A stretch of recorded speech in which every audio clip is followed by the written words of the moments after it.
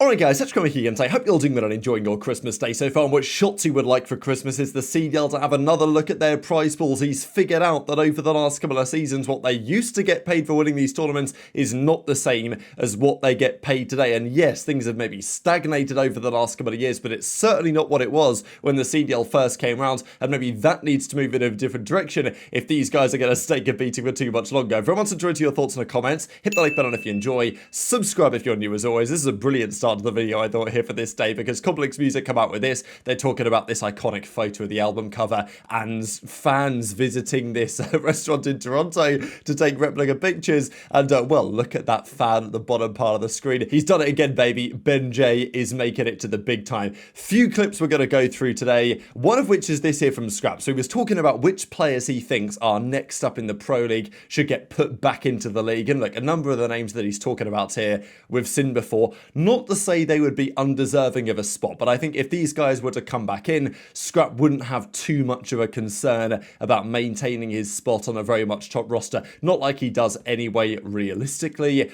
But there is an argument that, like, if some of these guys are going to get other opportunities, which maybe they should, will they be massive needle movers on top-level teams? You know, are these guys going to be another Mercules? That's why people were so excited about a Lurqxx, about that possibility. He was also talking, Scrap, about potential changes to this game mode you guys can see here in the background, that, of course, being Overload. Some questions on whether they're going to make further moves to it. Now, in the new year, I don't imagine any changes they make, if any, will actually come into effect before Major 1. The CDL said a while ago that there will certainly be no map set changes before we get to Dallas, so they will happen afterwards if they happen at all. Hopefully they do. I want to see changes in the map pool this year. There are good maps coming out, and probably already the pros would be considering a map like Colossus or something, whether it should be going. But the developers have also talked about Overload specifically. They made the change by forcing the pistol when you're holding the device, the ball, whatever you want to call it. Obviously, it's not a ball in the same way that Uplink was. But there's also been talk about making things maybe more similar to how Uplink used to be. Should you be able to pass the ball to a teammate? Should you be able to drop the device and pick it up again? That's an interesting question. The way that overtime currently works, I think that dropping the ball would be a good feature, because currently you get into a 4v4 overtime. If I've picked up the ball, I'm just at a straight up disadvantage, really, because I've only got a pistol and it effectively becomes a search and destroy round. Pretty rare the device is too much of a factor in the overtime, but you know, if it gets down to a 2v2, it potentially can be. It spreads the defense thinner. So, you know, I see the argument maybe that it's okay. Even then, I think if there was one thing I would change about Overload, it's probably the overtime rules. But there was an argument that, what if we allow the device to be dropped? Would that make things better or worse? Some complications there. Maybe it makes attacking easier. You can drop it, take a gunfight with your AR, pick it up again. That's one option. I think there's also an option to allow it to be passed, but then people would say, well, just bring back Uplink at that point. We might as well. Maybe we should. But also, would it lead to potential spawn camping? I think this is the problem with it as it stands, this idea anyway, and Scrap and the guys talk about this to some degree. I think Overload's in a pretty good spot right now, because I think in some respects it's more entertaining than Uplink could be, which I know will be somewhat blasphemous, but you know, we remember the fantastic Uplink maps, and for good reason. Uplink, a sensational game mode. But there were certain map mode combinations in Uplink where people would get the ball, because you knew where it would spawn every single time regardless, run backwards towards their spawn, and then throw it off the map or waste time or whatever. This is a common strategy on evac, especially back in Black Ops 3. You'd get the ball, you'd wrap it back, and it would take, you know, you go to the wall run, and if you died, it would fall off the map and it would reset, and it would take time. And, you know, if you were leading in the game, you would just play defense. And look, that's part of the game, fair enough. But in this game, in Overload, attack is the best form of defense. You're not currently seeing people grab the device and run back to their own spawn and set up on a head glitch, because they're stuck with a pistol. So that's not really a viable strategy. But in the world where you're leading by 2, and you could drop the device, you know, maybe you'd pick it up, you'd run back to spawn, you'd drop it down, and then you'd all set up and defend it, effectively. And, you know, with the intention that, okay, if they die, they probably get a cap, but it might be okay. So that's something that at least is worth thinking about. So I'll share that clip for you guys in a second, in addition to a couple of other things, especially on the state of the league right now. So aBeZy and the other guys were making this point the other day. They think the pros get paid too much to play as much Call of Duty as they do, by which I mean they don't play much at all. And as we know, they only play a couple of matches, what feels like every couple of weeks. aBeZy says they should be playing 2 matches every day. I think this is why I'm in favour of getting rid of the league matches and going back towards something like a minor tournament every single weekend. At least you get the teams playing more action, there's more champions, there's more winners. I think it also develops more storylines as well. As aBeZy says, look, I don't want to cut to the analyst desk with the analyst on it to talk about the game. Like, get me on a new series, right? Because that's what I want to watch on my Friday, Saturday, Sunday nights. Fair enough.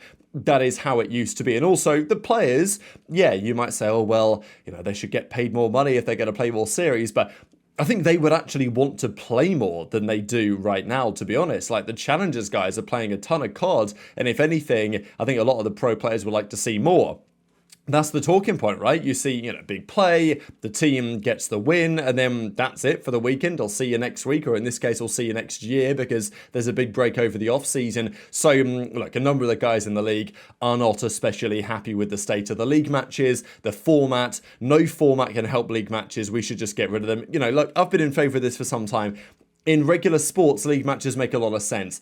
In esports, because you can play a tournament in a single night if you want to, or certainly over 2 or 3 days, I just don't think league matches have ever been particularly necessary. Not to say that they're always terrible, but I think there are better ways of doing things, and maybe we should lean into that a bit more. But the CDL's made some progress, I'd say, this season, the last couple of seasons. There are still some other changes they might look to make, and the players have their perspective, especially when it comes to the prize pool. So when they were looking through some of the upcoming events here, the OpTic guys, they were talking, Dashy was talking about the upcoming Birmingham event at the end of March, and the other CDL majors of the season. And Shotzzy was noticing the prize pool was $150k for first and $365,000 overall. That is not what it used to be a couple of years ago. And Shotzzy, it seemed, just cottoned on, and so is Dashy to the idea that they're bringing those numbers down, it seems, every single season. Ernie, who's next up, bro? Who's that? And who? And what? And Challengers. Who should be the next one to get the call? I actually fake it though. Byron? I about to say. Gonna say none of his boys, like damn. I think Byron, Spart. I think Cap is insane, bro. Yeah, Cap's there. What about Symbols? No, Symbols? Okay. Yeah. No. Okay. Why you Symbols? Why you say like that? Bro, I'm not saying that like that way. I'm just saying like. The thing is though, Ernie, I don't know what it is. I didn't mean it about... like that. Who's like another top 6 team who hasn't been in the league yet? Like in Like Challengers? in Challengers? Yeah. He hasn't been in the league yet. Top 16. mean, honestly, like Neum and Hips and them, like obviously those guys. Okay, the Huntsman, yeah, they could probably get a shot. Encourage and Sudi and that team.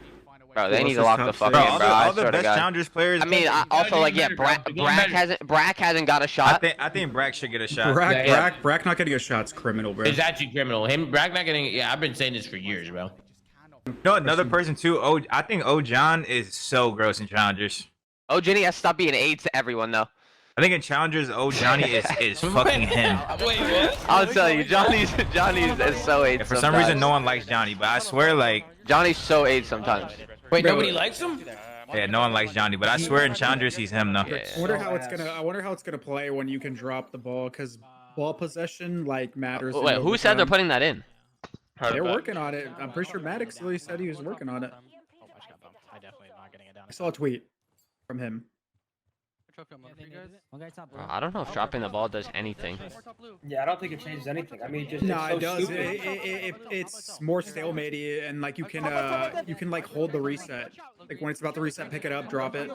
Yeah, but like that's even more reason to like not progress on the map.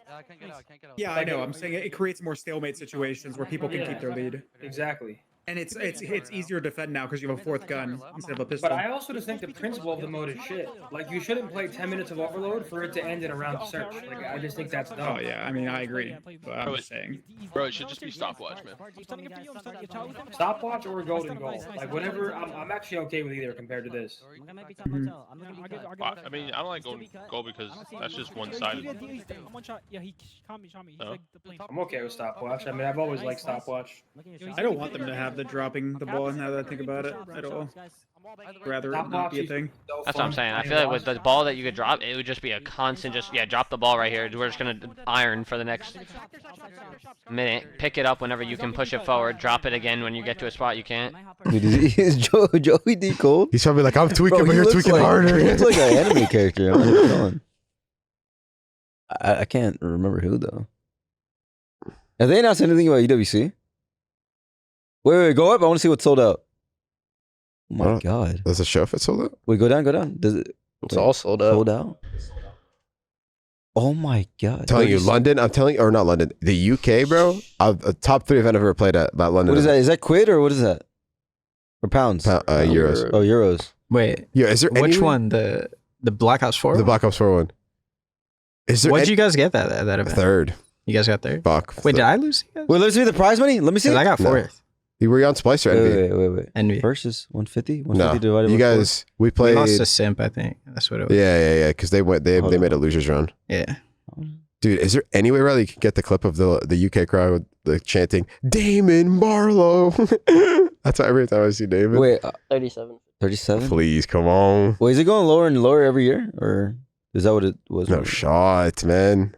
So these are the rough prize pool numbers. Again, these numbers are not perfect because there were plenty of other events these seasons and money that were given away. But the trend is real that we started the league, and this is just CDL prize pool, right? So just to keep in mind, the last couple of years, of course, we have had an Esports World Cup out in Riyadh, which has added another $1.8 million or whatever it's been, 1.4, whatever the prize pool is. It's a lot of money for the Esports World Cup, but that's not an official CDL event. That's not their money they're putting in. So what's interesting is that the majors have reduced in prize pool over the last couple of years. So the home series back in Modern Warfare 19, those were $100,000 tournaments. There was 13 of those in the end, but the champs prize pool on its own was $4.6 million back in MW19. It was actually an insane prize pool. So that year, the total prize pool was basically $6 million.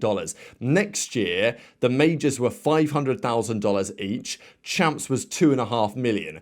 That has gone down over the last couple of years. 2.5, 2.4. The last couple of years, it's been 2 million. Look, it's still a lot of cheddar, don't get me wrong, but it has been going down. I think what's probably more noticeable to most of the fans and certainly the players is the major prize pools, because they used to be 500k, 200k to the winner, 50k each. They're now 365k, which means 150k to the winner. And as Shotzzy figured out, 37,500 each. This is major one last year, when FaZe took the win and made 150k. Look, it's obviously still good money, but, you know, a cut of that will go to the organization. A decent chunk of that will go in tax and all the other things. Now, look, is it going to affect the top teams massively? The guys that are on the big salaries, not necessarily, but it's certainly an interesting talking point as to where the league is now and where it used to be, because I think many would say the league is probably in a better, healthier spot now than it's been for some time. Maybe the entirety of the CDL. It feels like we're in a better position than Black Ops 6, at least in terms of sustainability, right? Like the first couple of years, yeah, there was loads of money sloshing around, but I think everyone knew that it was built on a bit of a house of cards, and it was only a matter of time until the chickens came home to roost. That's what we have seen over the last, let's say 24 months or so. And this season, finally, things feel a little bit more realistic. It doesn't feel like the teams are losing so much money hand over fist anymore. The CDL, given the skins and all of that stuff, look, these numbers seem a little bit more sensible, but it is true. the money for the majors now, I think even both of these last 2 years actually has been 1,460, and that it's been 365 per major. It used to be 500,000. Now in Vanguard we also had a Pro-Am. There was some money on the line for that as well. We used to have bounty matches. They'd give out 10k a pop for those. This also doesn't include the minor tournaments we had last season, which were 20k each. So the numbers overall are bigger than this, but the trend is there. I'll also mention that in challenges, it may not be true. I don't know what the prize pool is for challenges this season, but it feels larger. I think the challenges prize pool total the last couple of years has been maybe 750, 800k, something in that just sub-million ballpark in terms of everything over the whole season, cups, all the different regions, all of that, which is, you know, not bad at all, really. But it feels like this year it's a little bit better. They're guaranteeing big prize pools for all of the challenges tournaments and all of the events this season. That's a big deal. So to be honest, you know, look, obviously from Shotzzy's perspective, you're like, damn it, they're putting the prize pools down every year. That's kind of what it feels like. But actually, when you look at it, I think they're probably using the money in a more sensible way. The pro prize pools are in a decent spot. If they're putting a little bit more money into challenges, that's understandable. And yet, technically, that $365,000 this year is less than it was last year, because while it's still 365, we've had some inflation in that time frame. So these are, you know, Shotzzy's right, these are the lowest prize pools in real terms since the inception of the league, but that doesn't necessarily mean the league isn't still in a pretty good spot. So yeah, that's my opinion. Intrigued to your thoughts on all of this stuff in the comments section below. Couple of clips I'll share as well to finalize the video, but yeah, hope you're all having a wonderful day, and I will see you all tomorrow when, well, depending on what happens today, tomorrow, normal scheduling may well resume. So thanks for watching as always, take care, and I'll see you next time.